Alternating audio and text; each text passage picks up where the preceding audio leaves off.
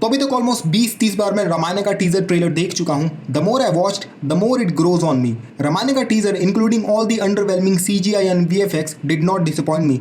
In fact Namit Malhotra के पुराने interviews ने मुझे ज्यादा डिसअपॉइंट किया.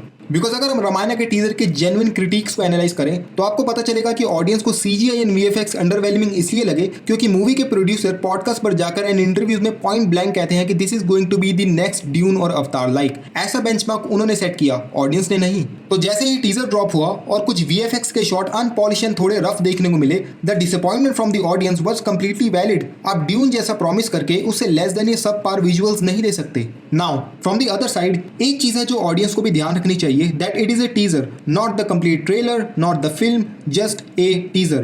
DNEG is a 8-time Oscar winning studio. सिर्फ टीजर से इस पूरी मूवी को आदि पुरुष से कंपेयर करना is a complete disrespect to all the team, to all the CGI and VFX artists who are working on this movie day and night. आप पुष्पक विमाना वाला शॉट देखो और मुझे बताओ उसमें क्या गलत है. Because in my opinion, visually it's the best looking shot in any Indian movie I have ever seen, जिसको completely CGI and VFX से बनाया गया हो. एंड एक और चीज जिस पर आई डोंट थिंक कोई भी आर्ग्यू कर सकता है, which is the soul of this teaser, और वो क्या इमोशन आपको देता है when couple with Hans Zimmer and A R. Rahman's phenomenal music. Plus Ranbir Kapoor as Shri Ram looks good. He is one of the only few top actors जहां मूवी अच्छी हो या बुरी बट उनकी परफॉर्मेंस कभी भी आपको लेट डाउन नहीं करती. रामायण की भावना एंड इमोशन उनको सही तरीके से शो करना is much more important. Visuals तो आप पोस्ट प्रोडक्शन में भी सही कर सकते हो, लेकिन अगर परफॉर्मेंस या इमोशन ही खोखले एंड एम्प्टी हो तो उसको तो आप कभी भी फिक्स कर ही नहीं पाओगे. So this is where I stand. इस मूवी का पहला ऑफिशियल ट्रेलर सारी चीजें क्लियर करेगा. अगर मूवी के ट्रेलर में भी हमें same unpolished visuals, CGI and VFX देखने को मिलेंगे, then we need to limit our expectations. But as of right now इसके पहले ग्लिम्स से ये चीज तो क्लियर हो जाती है कि इस मूवी का हार्ट एंड सोल सही जगह पर है,